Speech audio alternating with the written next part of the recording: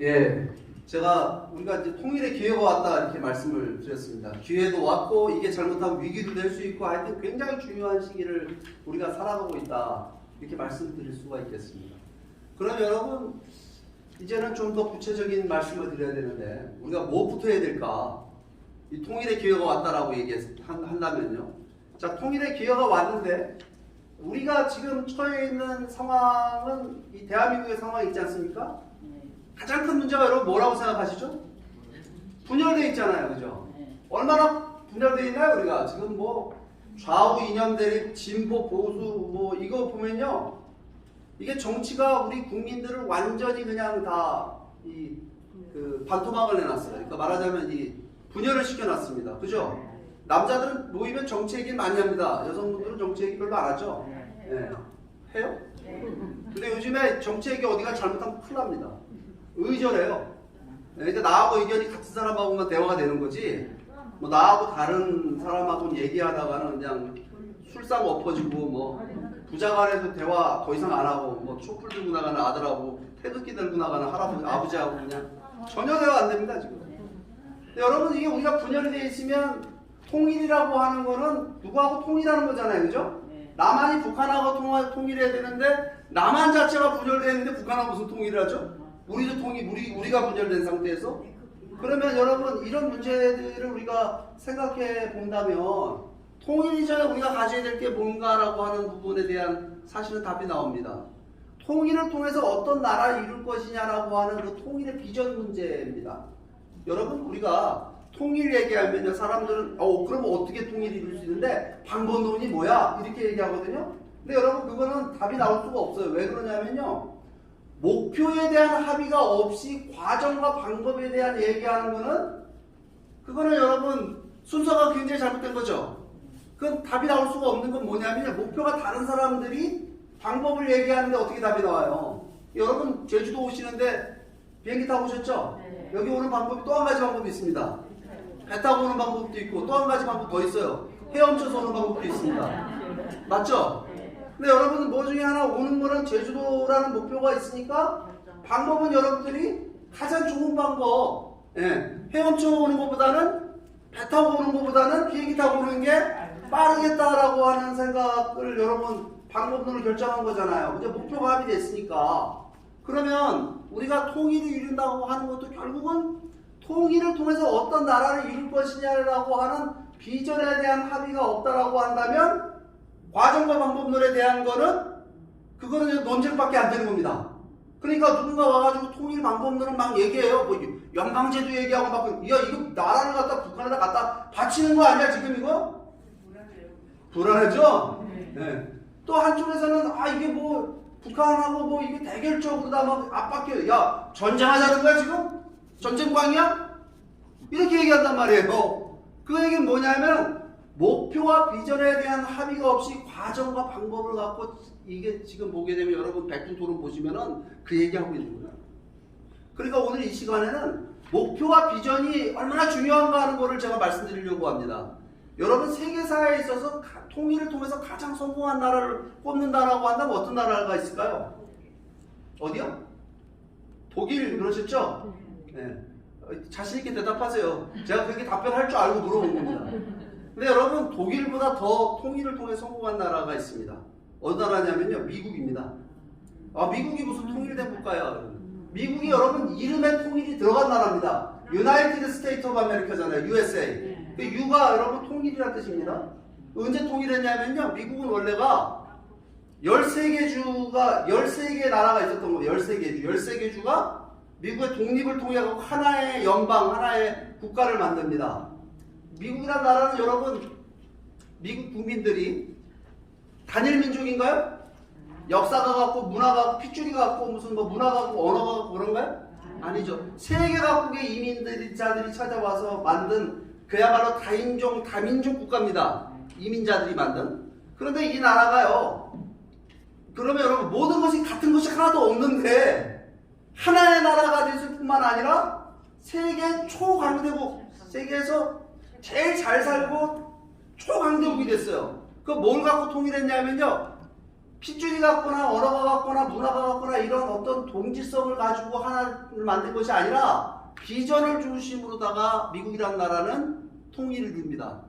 그 비전이 뭐냐면요. 그 비전이 미국이 독립전쟁을 하게 될 때 1776년도에 독립전쟁을 앞에 두고 미국의 건국의 아버지들이라는 분들이 모여가지고 독립선언문이라고 하는 것을 씁니다. 그 독립선언문이 뭐냐면 우리가 독립을 통해서 아메리카 대륙에 이런 나라 만들겠다. 어떤 나라냐? 모든 인간은 평등하게 창조되었고 조물주는 양도할 수 없는 권리를 일정한 권리를 모든 사람들에게 부여했는데 그거는 생명권과 자유권과 행복 추구권이다. 생명권과 자유권과 행복 추구권. 이건 뭐냐면 자유와 인권이라고 하는 걸 갖다가 누가 부여했느냐? 조물주가 모든 사람들한테 부여했는데 이 인간의 존엄한 자유와 인권을 보장하기 위해서 정부를 구성한다 이거예요. 그런데 만약에 이 통치자나 정부가 이 개인에게 부여되어 있는 이 존엄한 자유와 인권을 부정하고 탄압하고 이걸 박탈하게 되면 그 정부를 타도하고 해체하고 새로운 정부를 수립할 수 있는 권리가 우리 국민들에게 있다라는 얘기입니다. 이게 독립선언문입니다. 이게요 굉장히 중요한 문서입니다. 우리 인류 역사를 놓고 보게 되면 성경책 다음으로 중요한 문서가 이 문서예요. 뭐냐면요, 이거는요 자유와 인권이라고 하는 인권의 개념을 이 현대적 의미의 자유와 인권이라는 개념을 최초로 밝힌 문서가 이 문서입니다. 여러분, 이 미국이라는 나라가 있기 전에는요 자유와 인권, 인간의 인권을 누가 부여하죠? 여기는 보면 창조주가 부여한다고 되어 있어요. 하나님이 부여한다고 되어 있어요. 신이 부여한다. 미국이 탄생하기 전에는요 신이 인권을 부여하는 것이 아니라 여러분 봉건제 신분제 사회였습니다. 그죠? 왕이 있고 귀족이 있고 평민이 있고 그 밑에 뭐 있어요? 쌍놈 뭐 이런 거 있잖아요. 그죠? 우리나라도 양반 있고 쌍놈 있고. 그러면 인간의 인권이라고 하는 인간의 권리, 가치 이거는 뭐에 따라 누구에 의해서 결정되는 거죠? 권력에 따라 힘 있는 사람에 의해서 인간의 가치가 평등하게 부여되는 것이 아니라 신분에 따라서 규정되는 겁니다. 이 힘센 놈이 말하자면 부여하는 겁니다. 그런데 지금 이 미국의 독립선언문은 뭘 얘기하고 있냐면요. 인간이 평등하다라고 하는 건 뭐 때문에 평등하냐? 조물주 하나님이 인간에게 말하자면 동등한 권리를 부여했기 때문에 우리 인간의 인권이라고 하는 것은 인간의 가치는 신성하고 우리 인권이라고 누구에게도 양보할 수 없는 권리를 지니게 된다는 얘기를 한 겁니다.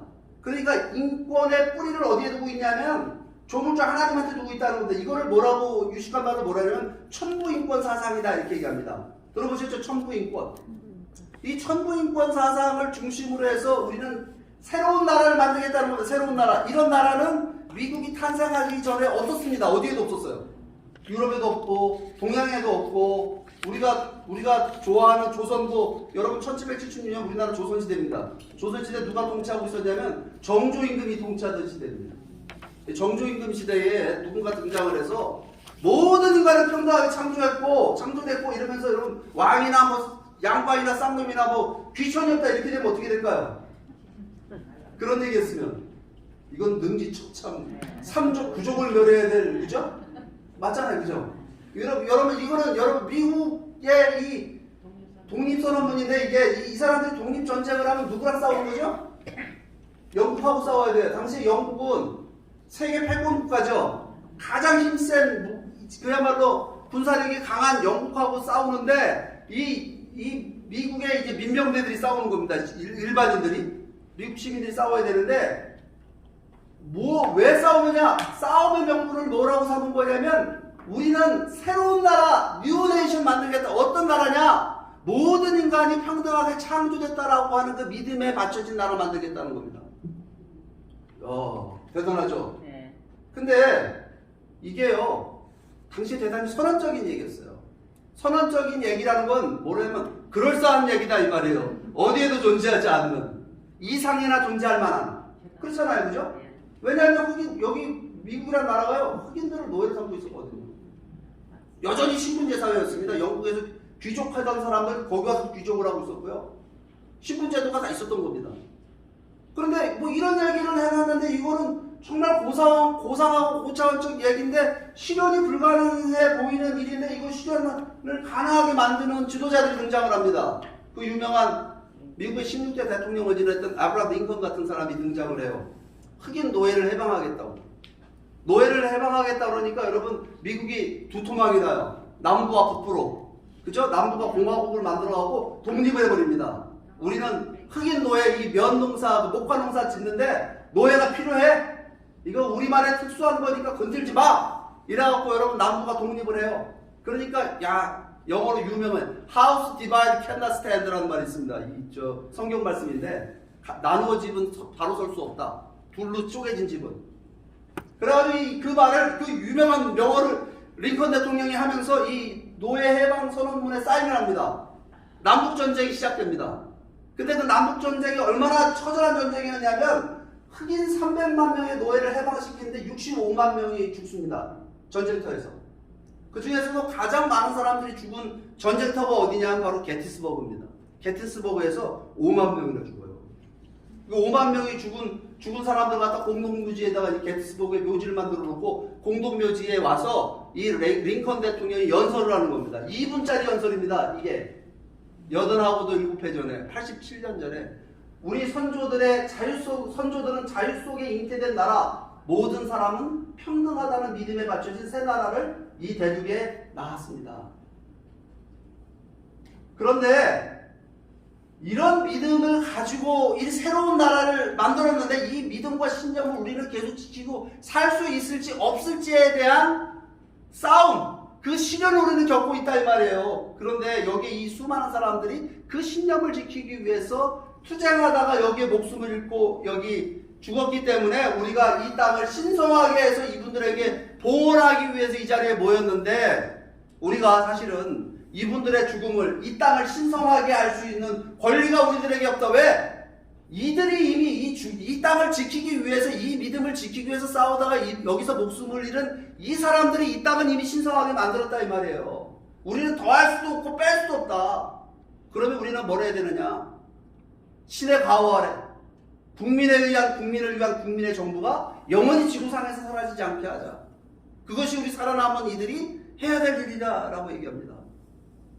멋있죠? 네. 이게 여러분 남북전쟁의 정신입니다. 어떤 정신이에요? 미국의 건국 정신을 지키기 위한 전쟁이었다는 겁니다.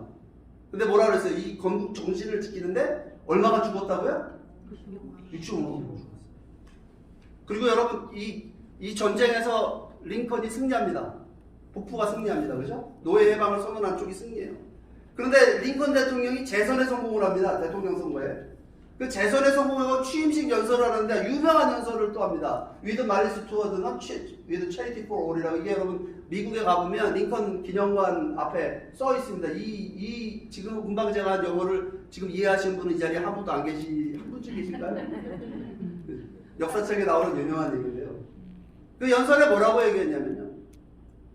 우리가 남북이 치열하게 싸웠다 이거예요. 치열하게 싸우고 수많은 사람이 죽었고 근데 우리가 승리했단 말입니다. 이게 이제 말하자면 이 취임식 끝나고 일주일 뒤에 남부에서 한국선언문에 사인하게 돼 있습니다. 이 전쟁이 우리가 승리를 했는데 그런데 우리가 이 전쟁에 이겼다고 해가지고 우리가 승리에 취해서 저 남부에 가서 원수 갖고 뭐 약탈하고 그러지 말고 뭘 해야 되느냐 하면 이제부터 우리가 자비심을 가지고 위드 말리스 투어는 악의를 품지 말고 자선의 마음을 가지고 전쟁 미망인들, 전쟁 고아들을 돌보고 우리가 다시 한번 우리가 이 모든 인간은 평등하게 창조되었다는 이 믿음에 받쳐진 이 나라를 새롭게 건설하는데 우리가 나가자는 얘기를 합니다. 멋있죠?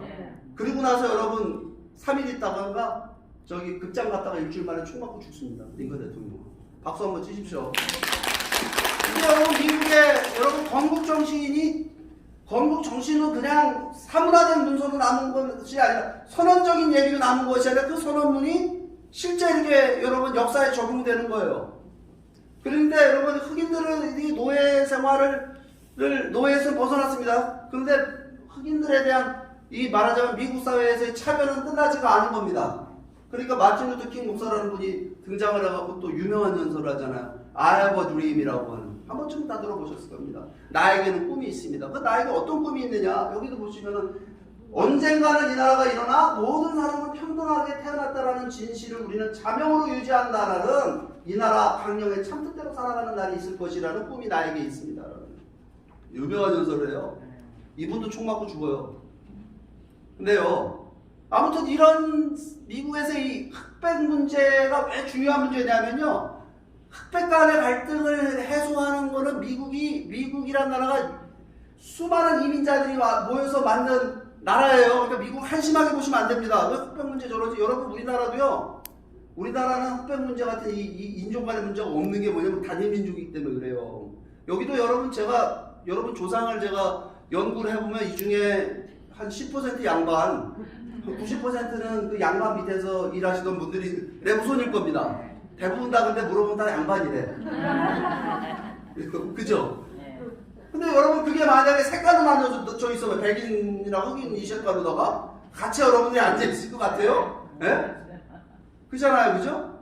그러니까 미국은 여러분 이런 문제 갖고 있기 때문에 지난번 작년에도 조지 플로이드인가 그 블랙 라이브스 매너 사건 있었잖아요. 미국의 어딥니까? 그 미네아폴리스에서 그 사건도 아직 터져갖고 막 그런 일이 있잖아요. 미국 한심하게 볼 일이 아니라요. 미국이란 나라가 원래 그렇게 여러분 다양한 인종이 모여서 만든 나라다 보니까 그런 갈등이 있는 겁니다. 근데 미국은 그거를 극복하기 위해서 노력했던 나라라고 하는 거예요. 그래가지고 미국의 그 꿈이 뭐냐면 그거를 우리는 뭐라고 얘기했냐면 아메리칸 드림이라고 얘기합니다. 어떤 나라를 건설할 것이냐는 게 아메리칸 드림이에요. 여러분 근데 우리 한국 사람들이 보면 미국 가면서 LA로다가 뉴욕으로 뉴저지로 이사 가면서 이민 가면서 왜 가냐? 아메리칸 드림을 가져간다 이거예요. 아메리칸 드림이 뭐냐면 집 2층 집에 차 두 대 걸리고 뭐 뒤에 그 수영장 딸린 집에 사는 거, 그죠? 애들 공부시켜서 아이비리그 학교 보내고 그거를 여러분 아메리칸 드림으로 생각하는데 아메리칸 드림은 그게 아니라요. 아메리칸 드림이라는 건 뭐냐? 미국의 건국의 아버지들이 어떤 나라를 미국의 이 아메리카 대륙에 건설할 것이냐라고 하는 것이 아메리칸 드림입니다. 그 얘기를 뭐라고 한마디로 얘기하면 그걸 원 네이션 언더 가시다 미국 사람들이 이렇게 얘기해요. 하나님 아래 하나의 나라다 이거예요. 여러분 자유와 인권의 개념에 하나님을 끌어들이는 게 이게 여러분 혁명적인 일입니다. 그거 아셔야 돼요. 그게 없으면요 인간의 가치를 얘기해요. 인간이 왜 신성한, 인간의 목숨이 왜 신성하고 인간이 왜 신성한 존재고 존엄한 존재인가라고 하는 거에 대한 여러분 근원적 철학적 답을 해줄 수가 없습니다. 왜 우리 인간이 존엄하고 신성한 존재냐? 그거는 존엄하신 하나님으로부터 우리 인간이 창조됐기 때문에 우리가 존엄한 인간이다 얘기하는 거예요. 근데 그거를 정치 철학에 적용한 겁니다. 그래가지고 그 정치 철학에 적용이 된 거예요. 미국이 모든 인간이 하나님에 의해서 창조됐다라고, 평등하게 창조됐다라는 것이 정치 철학에 적용됐는데 그 정치 철학이 뭐죠, 여러분? 그게 자유민주주의예요. 그게 자유민주주의라고요. 그러니까 여러분들 신분의 귀천 없이 누구나 다 선거도 하고 한표 행사잖아요. 그죠? 여성이나 남성이나 할 것 없이, 그죠? 뭐 성씨 안 따지잖아요. 그런 거 할 때. 그러면 모든 인간이 평등하게 창조됐다라고 하는 것이 여러분 경제 철학과 경제 시스템에 적용된 게 뭡니까? 뭐예요?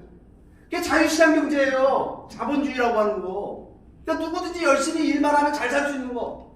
그러니까 여러분 자유민주주의와 자유시장 경제라는 것이 미국 안에서 등장이 된 거예요. 근데 많은 사람들이 보면 민주주의가 최우선의 가치인 줄만 알아요.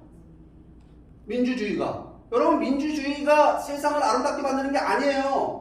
민주주의를 통해서 어떤 나라를 만들 것이냐라고 하는 비전이 그 민주주의를 작동하게 하는 겁니다. 올바르게. 그러니까 여러분 민주주의한 나라가 다 잘 사느냐? 그거 아닙니다. 아프리카 가보세요. 민주주의 안 합니까? 투표율이 높아요. 한 90% 받습니다. 민주주의는 얼마든지 오작동이 가능해요. 히틀러도 뽑았단 말입니다. 우리 독일에서 옛날 그 똑똑한 헤겔과 칸트가 나온 이 독일 같은 나라에서 히틀러가 당선이 되잖아요. 마두로 같은 사람 보시죠. 베네수엘라 뭐 이런 거 보면 다 선거제도를 통해서 나오는 겁니다. 여러분 민주주의가 목표가 아니에요. 민주주의는 시스템입니다. 말하자면 그릇이에요. 뭘 담을 것이냐라고 하는 문제가 있는 겁니다. 이 민주주의라는 틀 안에. 맞는 것 같습니까? 이거 아시면 여러분들 공부 되게 하고 가시는 건데. 그죠? 네. 그러니까 여러분 미국이란 나라가 미국을 위대하게 미국이 뭐 지금 우리보다 위대한 미국이 여러분 현존하는 국가 중에 제일 위대해 내가 볼 때는. 근데 그 미국을 그나마도 위대하게 만든 건 뭐냐면 미국 사람들이 그 민주주의와 자유시장 경제를 미국이 만들어낸 거예요 결국은 미국의 시스템을 통해서. 예. 근데 그게 뭘 목표로 했느냐 이 위대한 비전을 목표로 했다니까 모든 인간이 평등하게 창조됐다라고 하는 이거 기독교 믿음입니다 사실은. 이거를 여러분 이거를 실현시킨 거예요. 그러다 보니까 이걸 통해서 번영하는 나라가 됐거든요. 미국을 잘못하는 사람들은 이렇게 해요. 미국이 뭐 땅덩어리가 크고 사람 많고 거기 인구도 많고 자원도 많으니까 잘 살지 뭐 그것 때문 아니야. 그렇게 얘기하죠. 여러분 자원 많은 나라가 다 잘 산다고 생각하세요?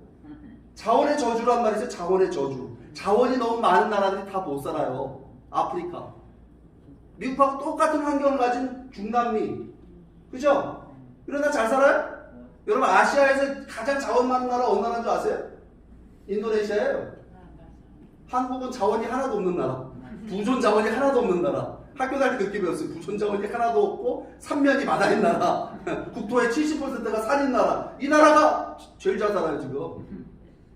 여러분 이게요 나라가 잘 사는 거는 외적 환경 물론 필요합니다. 뭐 자원이 많으면 조건이 좋은 거죠. 그런데 어떤 비전과 철학을 갖고 있냐에 따라서 그 나라의 결과라고 하는 거는요 완전히 달라진다는 사실을 알아야 됩니다.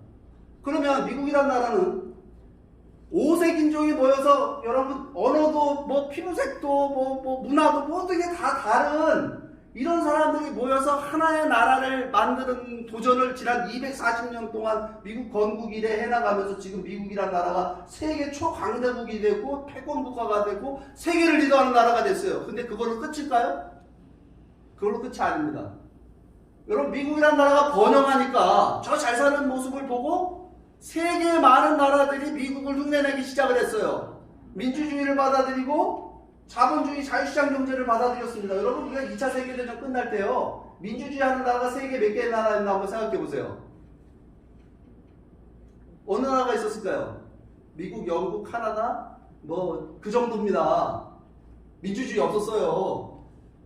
나머지도 사회주의 다 받아들이고 그냥 분한 뭐 봉건적인 국가였죠. 안 그렇습니까? 근데 미국을 따라서 수많은 나라들이 세계 나라들이 민주주의를 받아들이고 자유시장 경제를 받아들이고 그래서 오늘의 세계를 번영하는 세계를 만든 겁니다.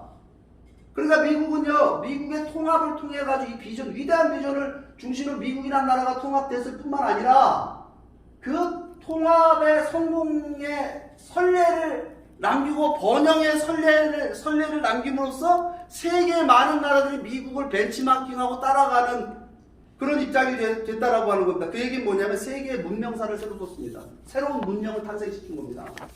여러분 아마 여러분들 제가 여기서 호구조사를 해보면 여러분들 가정에 미국에 자식들이 가 있거나 유학을 보냈거나 좀 사는 집들은 그죠? 그잖아요. 반미주의자들처럼 막 행동하는데 자식들은 다 미국 유학시키더라고요 보니까. 어? 맞죠? 왜 미국을 다 그렇게 가려고 할까요? 미국이라는 나라가 보면요 자수성가의 꿈을 이루기 최고 좋은 나라예요. 그죠? 기회의 평등. 그러니까 성공할 수 있는 확률이 제일 높아요. 저도 처갓집 다 미국에 살거든요. 전부 다가 처갓집 하나밖에 죄송합니다. 하나밖에 없는 처갓집이 미국에 있는데 오해하실 뻔했어요. 처갓집 여러 개 있는데 본초 하나밖에 없습니다. 근데 살아요 가보면 이민 간지 얼마 안 됐는데 뭐 20-30년 됐는데 애들 다 뭐 아이비리그 학교 보내고 보면 뭐 부모들 고생했어도 여러분 고생해서도 못 사는 나라 많아요. 고생한다고 다 잘 삽니까? 근데 미국은 가보면 뭐 열심히 일하면 식당 가서 열심히 일해도 보면 뭐 돈을 막 벌어. 이게 여러분 보면 자수성가의 꿈을 이룰 수 있는 그러니까 이게 뭐냐면 모든 인간이 평등하다는 게 뭐냐면 이게 정치, 경제, 사회, 교육, 복지 다양한 분야에 적용된 거예요. 그래가지고 기회의 평등이라고 하는 거를 실현시키기 위해 노력한 겁니다. 교육의 평등. 그래서 여러분 자수성가의 스토리가 많은 거예요. 미국은 록펠러 스토리도 있고요, 뭐 카네기 스토리도 있고요, 최근에 스티브 잡스 얘기도 나오고요, 빌 게이츠 얘기도 나오고요. 요즘에 좀 되게 배 아픈 인간이 하나 있어요. 미국에. 저보다 나이가 2살이 어린데 최고의 부자가 됐더만. 세계 최고의. 그 테슬라 만든 사람. 앨런 머스크. 저보다 2살 어려요. 근데 세계 최고의 재벌 됐어요. 여러분 이게 여러분 뭐냐면 어떤 비전을 중심으로 통일되느냐라고 하는 문제입니다. 비전이 왜 중요한지를 보여주는 거예요. 그죠? 그럼 우리가 미국이라는 나라가 통일되는 과정에 이렇게 미국 어떤 통일된 국가를 이루고 어떤 국가를 실현할 것이냐라는 비전을 중심으로 5색 인종들을 미국의 다양한 이민자들을 하나로 묶어갖고 오늘의 미국이 됐는데 우리가요 남북이 통일되려면 통일을 통해서 어떤 나라를 실현할 것인가에 대한 비전이 필요할까요? 필요하지 않을까요? 야, 우리는 단일 민족이니까. 우리는 하나의 언어, 하나의 역사, 하나의 문화를 가진 민족이니까. 이렇게 얘기하면 여러분 그 통일의 이유가 될까요? 안 될까요? 이게 점점 안 되고 있어요. 저도 대학생들 만나 얘기해보면요. 그런 얘기하면 눈만 껌뻑껌뻑거려요. 하나의 민족이고. 따로 살았으면 좋겠대요. 여러분 따로 살다 보면 따로 사는 겁니다, 그냥.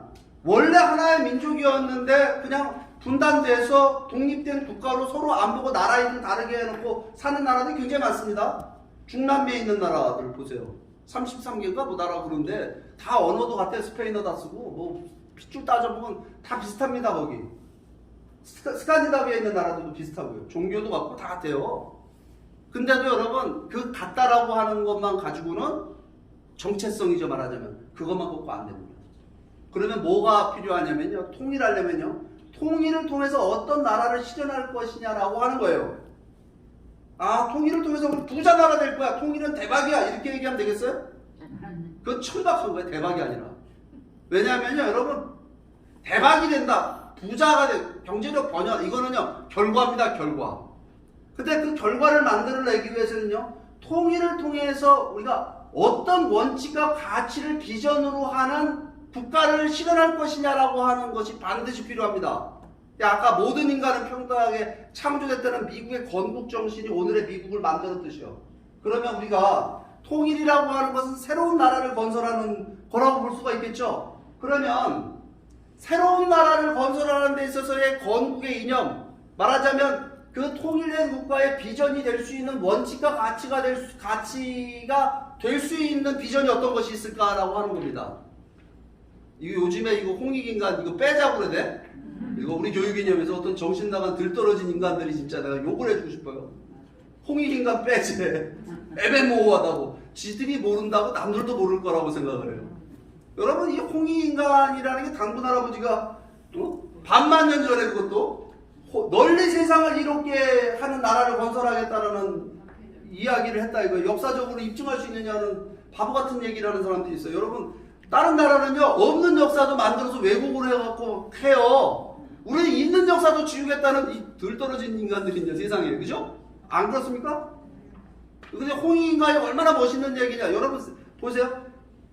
세계 200개가 넘는 나라가 있는데 고대 국가에 요즘 현대 국가 말고 고대 국가에 어떤 나라가 탄생이 되는데 이런 고차원적인 비전을 가진 건국 정신을 가진 나라가 있다는 얘기를 여러분 역사책에서 본 적이 있습니까? 없습니까? 있어요? 없어요? 없어요. 우리는요 우리 민족 스스로가 우리에게는 건국 정신이 있다라고 하는 공통의 신념을 가진 민족입니다. 우리가 그게 중요한 거예요. 그게 우리가 이 내용을 같이 공유하고 있다니까요. 굉장히 오랜 세월 동안. 근데 이 이게 홍익인간이잖아요. 이 홍자가 제가 이 강의할 때마다 이 내용을 빼놓지 않고 얘기하는데 이게 넓은 홍자죠. 넓은 홍자가 천자문에 나오잖아요. 그죠? 네. 이 넓은 홍자인데 이게 얼마만큼 넓은 홍자인지 아세요? 여러분 중국 글자 이 한자 중에 중국 글자 한자 중에 크다라고 상징하는 글자가 많이 있습니다. 큰 대자도 클 태자도 있고 뭐 넓은 광자도 있고 뭐 넓은 박자도 있고 많잖아요. 그죠? 근데요 그 넓다 크다를 상징할 때 가장 넓은 거를 상징하는 게 이 넓은 홍자랍니다. 오 박수 한번 치십시오. 오 그렇게 널리 세상을 이롭게 하는 나라를 건설하겠다라고 하는 신념을 가지고 우리 건국이 됐고, 네.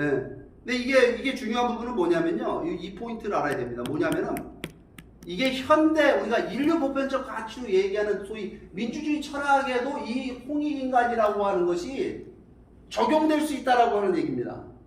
예. 더 위대하다 생각해보면 모든 인간은 평등하게 창조됐다는 말보다는 훨씬 더 멋있는 말 같아요. 제가 볼 때는. 그렇지 않습니까? 여러분 근데 이게 그냥 과거에 당군 할아버지가 언젠가 했던 말인 거로 남겨놓은 게 아니라 이 홍익인간의 중요한 의미는 뭐냐면요. 우리 민족의 역사적 정체성을 상징할 만한 용어가 이 홍익인간이다라고 하는 거예요. 우리 역사를 이렇게 규정할 때 한국인이 누구인가, 한국인의 문화적 정체성, 역사적 정체성, 한국인의 성격이라고 하는 것은 어떤 모습이어야 되는가라고 하는 것을 정의하게 될 때 홍익인간이라고 하는 것으로 규정할 수 있다라고 하는 겁니다. 여러분 한국 역사를 보면요, 우리 학교 다닐 때 역사 공부 다 했잖아요. 역사 선생님이 뭐라고 가르칩니까? 야, 우리 민족은 말이야 930번을 침략을 당하고 한 번도 남의 나라를 쳐들어가 본 적이 없는 침략이라는 걸 모르는 민족이다. 평화를 사랑하는 민족이다. 백이 민족이고. 맞습니까? 네. 요즘에 여러분 이 얘기에 별로 신경을 안 갖더라고. 얘기하니까 사람들이 뭐라는 줄 알아요? 우리끼리 싸우느라 남의 나라 쳐들어갈 시간이 없어서 그랬습니다. 잘 되네요. 여러분 자기들끼리 안 싸우는 어디 있습니까? 집안에 가셔도 다 집안에도 뭐 있잖아. 여러분 역사를 보면요, 그냥 남의 나라 쳐들어가고 하는 그 근성을 가진 민족이 있어요. 일본 같은 나라들 보면요, 그거 우리가 왜구를 알죠? 왜구. 네. 우리 고려사 조선사를 보면요, 맨날 얘네들이 쳐들어가 노략질해 가고 그랬어요. 우리 민족은 어디 가서 그런 짓을 안 합니다. 빌어먹을지언정. 맞지 않습니까? 저기 뭐 노르웨이, 우리가 요즘에 복지강국이라고 얘기하는 노르웨이, 스웨덴, 그거 다 바이킹들인데 여러분 바이킹 영화 한번 보세요. 이런 야만인들도 그런 야만인들이 없어요. 맞습니까? 네. 여러분 한국 사람들은요 그런 근성이 있어요. 그러니까 최근에 제가 역사 공부하다가 재미난 걸 발견한 게, 야, 세종대왕이 말이에요. 그 외구들이 하도 쳐들어오거든. 그러니까 뭐 대마도를 가서 정벌을 한다고요. 대마도를 도주를 갖다 혼을 내놓고 한 일장혼시라고 그냥 다 돌아오시더라고. 그거를 좀 대마도를 우리 섬으로 해놨으면 우리가 지금 제주도 연수가 아니라 대마도 연수를 우리가 지금 하고 있을 텐데, 우리 섬에서. 그리고 나서 뭐 했는 줄 아세요? 갔다 와가지고, 야, 저 외구들이 저렇게 일본 사람들이 저러는 거는 먹고 살기 어려우니까 저 도둑질하는 거니까 우리가 좀 농사질 땅을 내주자 해가지고 부산 뭐 이런 데다가 여러분 땅 내줍니다. 외관이라고 아시죠? 그거 내준 거예요. 그러다가 임진왜란 당해요. 임진왜란 정유재란 당했는데 여러분 우리 조선 사람들 뭐 했는 줄 아십니까? 우리 조상들이? 우리가 이렇게 당한 거는, 이게 여러분 정상적인 논리만, 이거 원수를 갚아야 돼. 이거 우리가 군대를 이기고 이순신 장군 만들어놓은 거북선 뭐 앞세우고 우리가 무술 닦아가지고 저 일본 정벌 가자, 원수 한번 갚자, 지대로 한번 갚아주자 이랬을 텐데요. 우리 선조들이 그거 안 하고 뭐라는 줄 아십니까? 일본이 우리를 이렇게 쳐들어오고 임진왜란 정유재란 일어난 이유는요, 우리가 공자님의 뜻대로 살지 못해서 그런 거다. 그래가지고 유교 갱생운동이라는 걸 벌입니다. 한심하죠? 근데 어떻게 해요? 그 타고난 처분이 그런데. 그런 근성 갖고 있어요.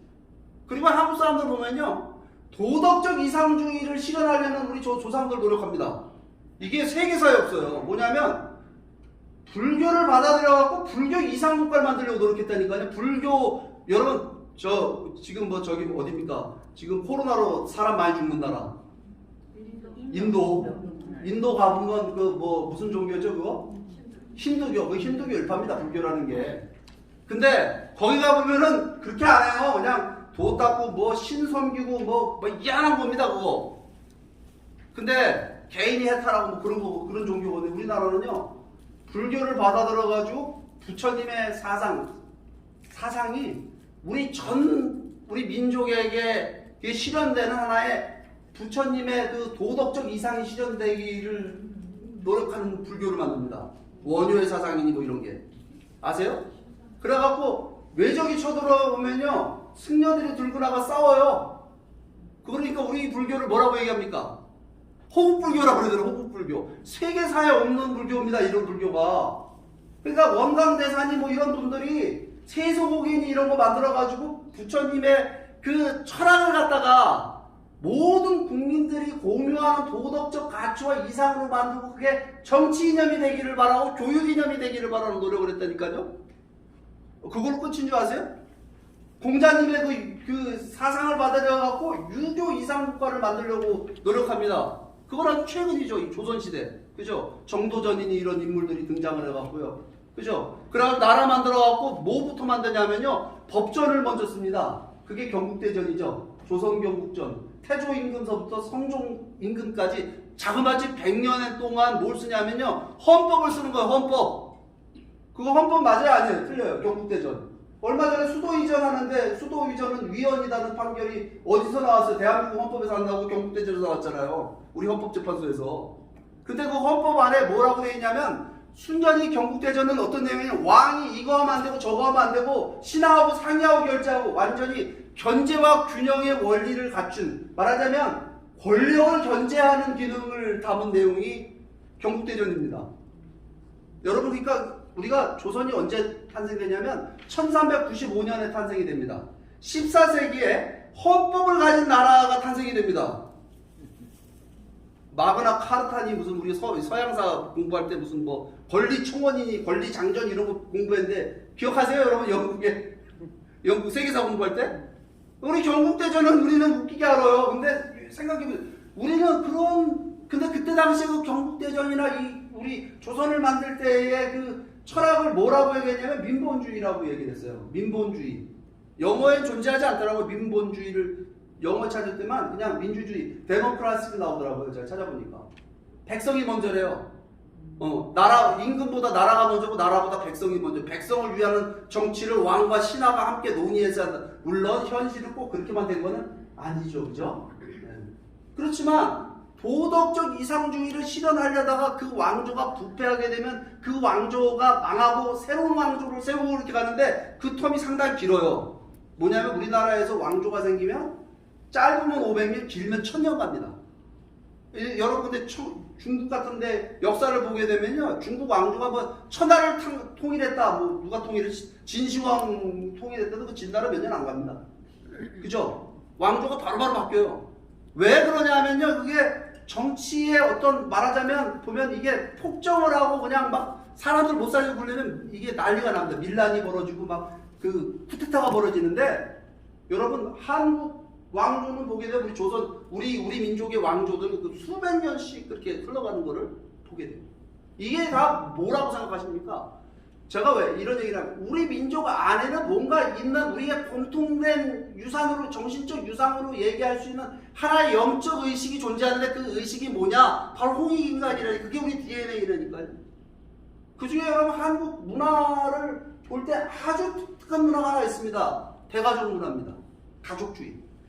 가족에 대한 사랑, 애정. 이거는요, 세계적입니다, 진짜. 여러분, 우리가, 그죠? 부모에 대해서 효의, 우리의 그 롤모델이 누구죠? 심청이잖아요, 심청이. 인당수에 자기 목숨을 바친. 맞잖아요, 그죠? 그 다음에 절개의 롤모델은 누굽니까? 춘향이잖아요. 목숨 바쳐서 절개를 지키는. 그런 걸 가지고 우리가 공부해 나왔는데, 여러분 보면 가족 제도를, 이런 제도를 갖고 있는 나라가 세계 없습니다.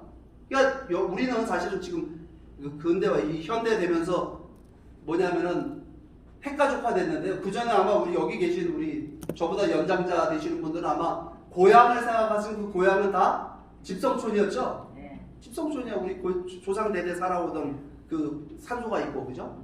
산소가 있고 사당이 있고, 그리고 그 불악에는 전부 나하고 같은 성씨를 갖거나 일가친척이 살고 있어요. 근데 이게요, 그냥 만들어진 게 아니라 조선시대의 정도전이, 이성계가 나라를 만들면서 공자님의 이상이 뭐냐면 대동세계는 뭐냐, 모두가 가족처럼 사는 세계. 그게 유교 이념이 실현된 세계거든요.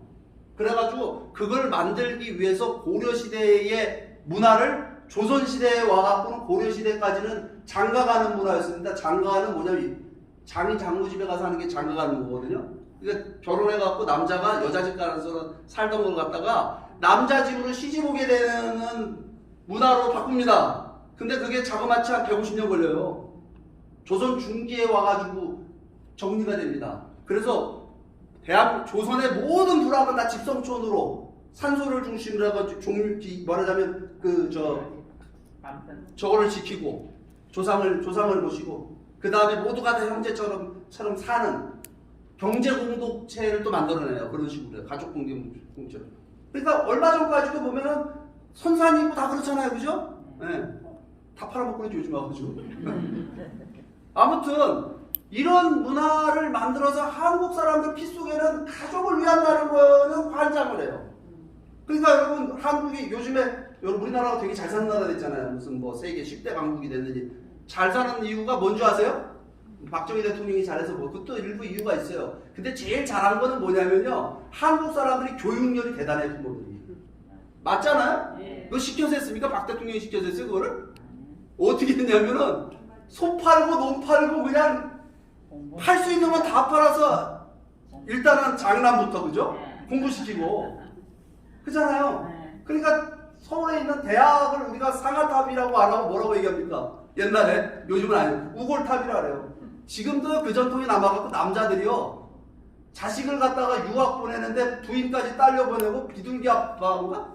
기러기 아빠가 기러기 아빠가 되는 거를 그거를 해. 미쳤어요 그죠? 얼마나 미친 짓이에요 그게. 아무튼 자식 교육이라는 이게 진짜 모든 걸 다 같이. 근데 자식만이 그게 아니라 뭐 국제시장이라는 영화 보면은 뭐 그거 나오잖아요. 저 광부로 가서 뭐 그냥 독일 광부로 가서 가족을 위해서 희생하는 걸 너무나 당연하게 생각해요. 그게 여러분 왜 그런 영화들이 공감대를 일으키냐면 그게 우리 가족의 얘기니까. 맞지 않습니까? 여러분 이 대가족 문화가 우리 민족의 여러분 이게 수천 년을 갖다가 이어온 우리 민족의 전통입니다.